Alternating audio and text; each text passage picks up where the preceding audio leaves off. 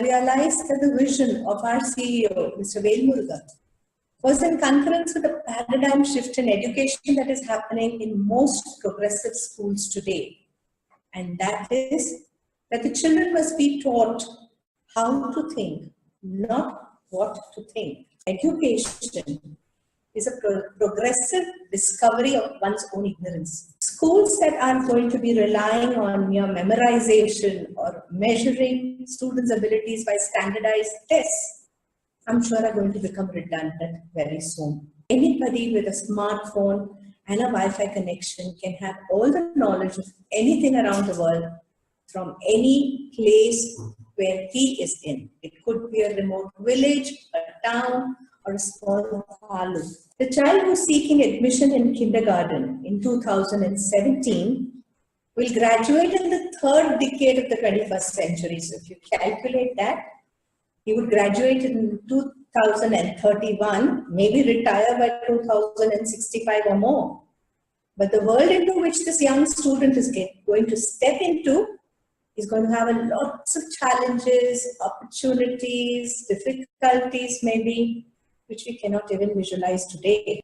It will demand children who can collaborate, can innovate, are globally connected, could easily use technology, should have great critical thinking skills, communication skills, analytical thinking, creative skills, all that which is not looked into our academic system at all.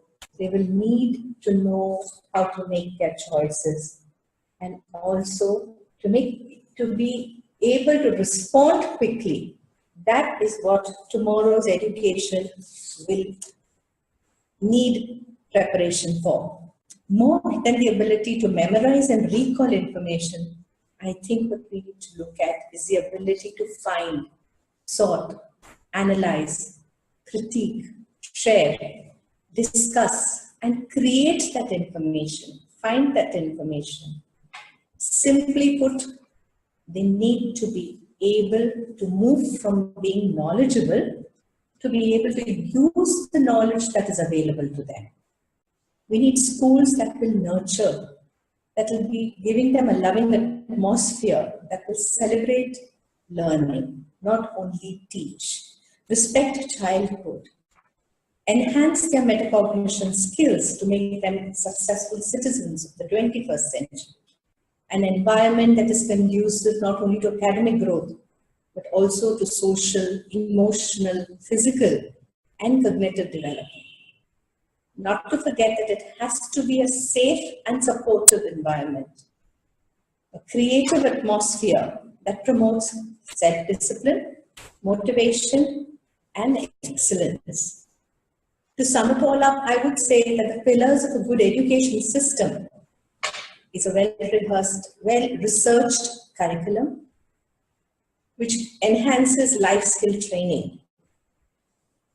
An infrastructure which is sensory rich, enables experiential approach, enhances metacognition skills, provides and promotes acquisition of deeper knowledge, which augments their life skills that are needed to meet the challenges of tomorrow. And most importantly, educators. Educators with a growth mindset who collaborate with professional learning communities from all around the world are willing to learn. In the words of former US First Lady Barbara Bush, children are great imitators. Give them something great to imitate. By teachers, by educationists, I also mean parents. We as teachers are the managers of the world's greatest resource.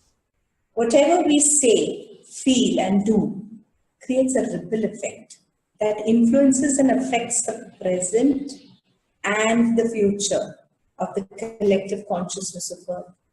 What the child learns today is something which he will pass on to his child, and who will pass that on to his child. So we are affecting generations by what we teach today.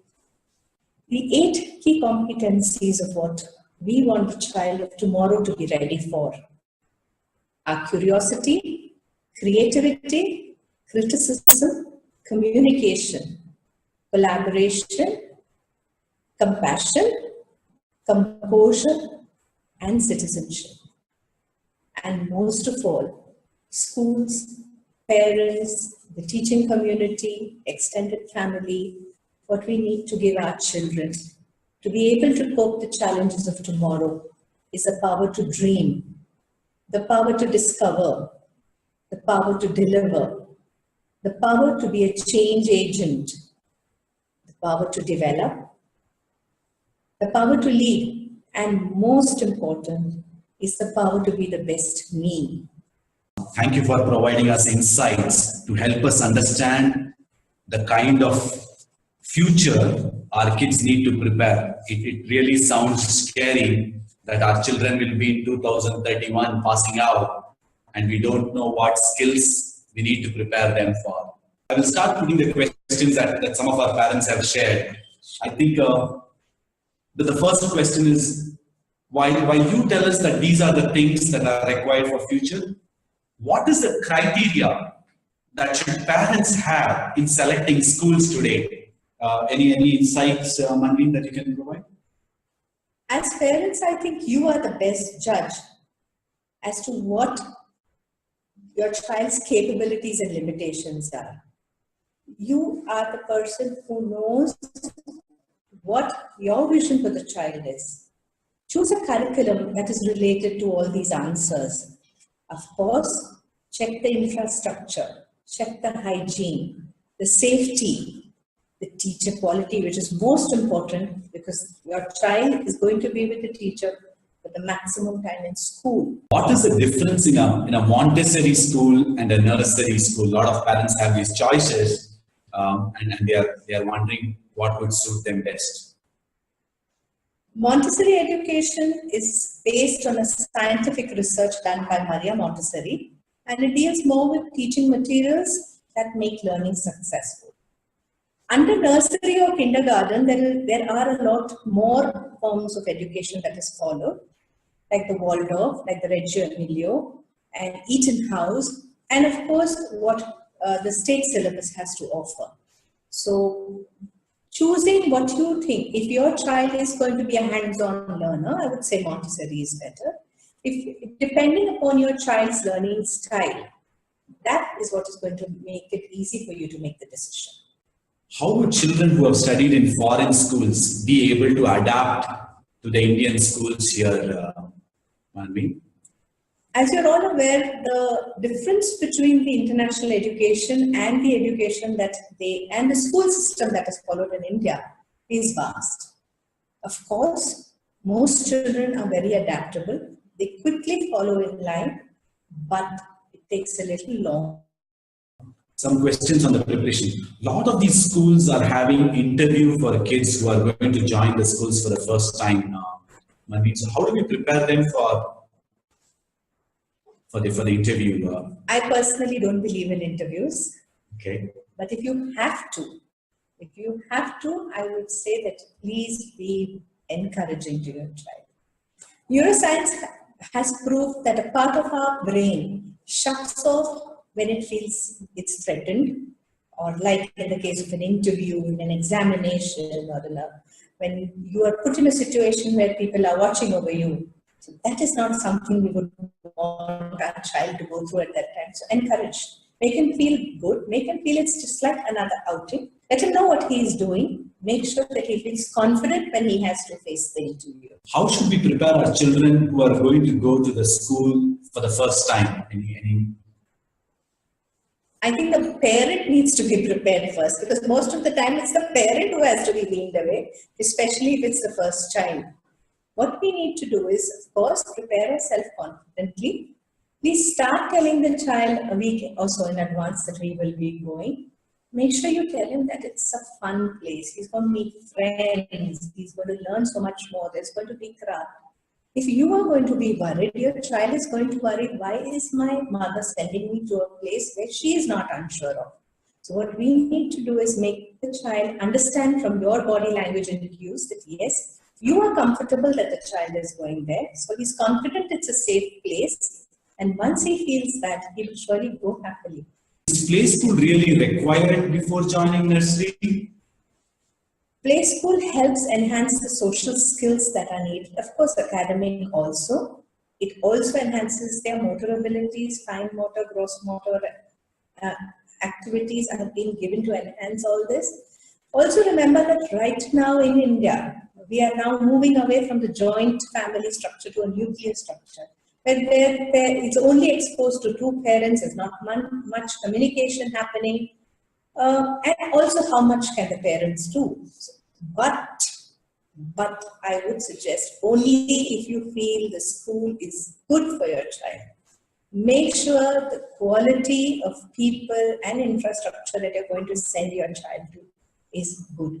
As parents, some of the times we don't know the subjects that are being in that level of details.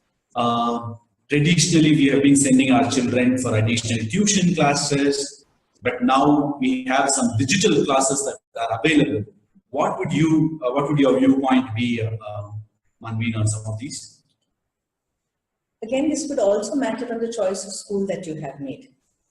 Most schools will make sure that the child has understood the subject. Introducing your child to technology is good, but how much of time are you giving to it?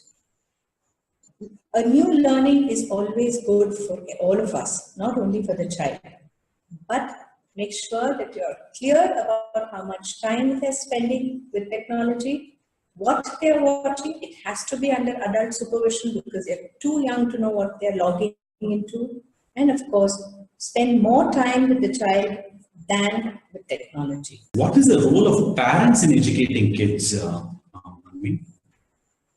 A parent is always the first teacher. So parent, I would say sometimes even before birth, there are so many of our mannerisms that the child has picked up while it's still in the womb. So, and picking up of language, picking up of mannerisms, understanding of the world, understanding that this person is safe for me or no, emotional development, all has happened before coming to school. What is the scope for CBSE compared to ICSE? I think that's a lot of questions that parents have. See, again, I would say is that when you're thinking of schooling itself, you should know what is it that you're looking for. Are you looking for competitive exams? Are you looking that your child tomorrow is going to have a deeper knowledge? Each of these curriculums is very well researched. There are years of research that have gone into it, and each one is offering different things. There is more emphasis on maths and science in CBSE, more in language and arts in ICS. It depends upon what you think, like I said earlier. Why are the education fees so high, Manveen? As a teacher, as a teacher and as a principal, it's a very difficult question for me to answer. Of course, I would say why not? Why not if you are willing to, as you know, the prices of everything have gone high now. And the schools, I do know that certain schools charge a lot over than the prescribed amount that has been by the government. But I also feel that the teachers and the school should be given their due, but within limits. But because the kids are so small, how do they decide between ICSE and CBSE? It's not only ICSE, CBSE, we also have IB and IGSE if you want further confusion. The international curriculums more deal with moving from one place to the other globally. The CBSE, like I said, is more based on science and maths. The first thing, like I said earlier also, is you identify the strengths and limitations of your child. You know what you want your child to do. You know them best because you're just 3 years and they have spent maximum time with you. As far as about CBSE, we know that it's a well-researched curriculum. They prepare the children for competitive exams, larger focus on maths and science. Whereas ICSE is more based on applied knowledge. It's the focus is more on language, arts, and science. They do not have a prescribed textbook. It's just for the school to decide which textbook they need to have. More based on application of the knowledge that is learned, and the CBSE is more for preparation to be competitive exams. If one of the kids is a slow learner, How should parents select school or activities based on that, Manveen? If we are talking about a slow learner at 3 years, if that is what you're meaning to ask me, I think I would give the child a little more time to decide before saying it's a slow learner. It could be a medical problem, which would need assessment. So again, that term is used very loosely of being a slow learner. We all have multiple intelligences in us. I would be an audiovisual learner, somebody else would be a kinesthetic learner, somebody would be more musically inclined. That will also show through our learning styles. Age regulation, that hey, is there a definite age regulation for admission across schools for CBSE or ICSE, or is it completely left to schools? No, there is an age regulation. Actually, also age regulation state-wise. In certain states, you start at 3 years. In certain states, you start at 3.5 years. Basically, it's between 3 and 3.5 years, depending upon the school that you're choosing and the state. How does the this ICSE board gel into the Indian competitive exams? So, for example, if students who are going to study ICSE, how will they do in the competitive exams? Most of the children do very well because they have deep knowledge about the subject. So once you have a thorough understanding of whatever is going to be coming in your papers or whatever you have learned, it's a deeper knowledge, it has been well applied, I don't think there is a problem at all. What is the role of extracurricular activities in a child's education? More than anything else, it's the time spent with family. If you are able to give that and you are able to be with the child during these extracurricular activities, of course, it will be beneficial. But by itself, extracurricular activity, moving away from family time and parents and learning skills from being with them, I do not. What is the right age to introduce the child to digital education? That's a very tricky question because children now are able to know the icons on a smartphone much before they're able to recognize the alphabet. Now that you could see it as a strength. Of course, it's something at my age we are still struggling, but they have got it innately or maybe learned immediately. I'm saying please support their strength, but it has to come with the responsibility. Will Montessori help the kid to learn, and can they do Montessori and move to ICSE from first grade? Yes. The Montessori method was developed by Maria Montessori, and she herself was a doctor. It was a very well-researched program where it is the material, the manipulatives, and the resources that help you in learning. And when you have learned with an understanding of the subject, it remains with you for a lifetime. The child is more confident, emotionally more secure, and also knows how to find the knowledge that he needs for himself. If the parents who have studied from state board, how would they be able to help their child if they are in CBSE or ICSE? How will they be able to help their kids if they are in different boards? Parents, the first thing I tell you is, why are you worrying? Like I said, knowledge is accessible. If you are willing to learn, it's all there. Learn along with your children if you don't know something. There's no harm. Teach them that learning is a lifetime process. There is nothing that will stop you from learning and stop the child from learning too. You're most welcome. I would like to end this with a quote from Albert Einstein. He says, everybody is a genius, but if you judge a fish by its ability to climb a tree, it will live its whole life believing that it is stupid.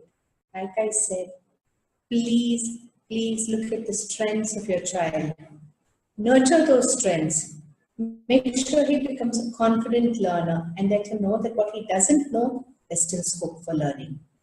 Thank you, Manveen. And parents, thanks a lot for participating in this. I'm sure this was good. And I hope we'll be able to arrange more sessions for all of you.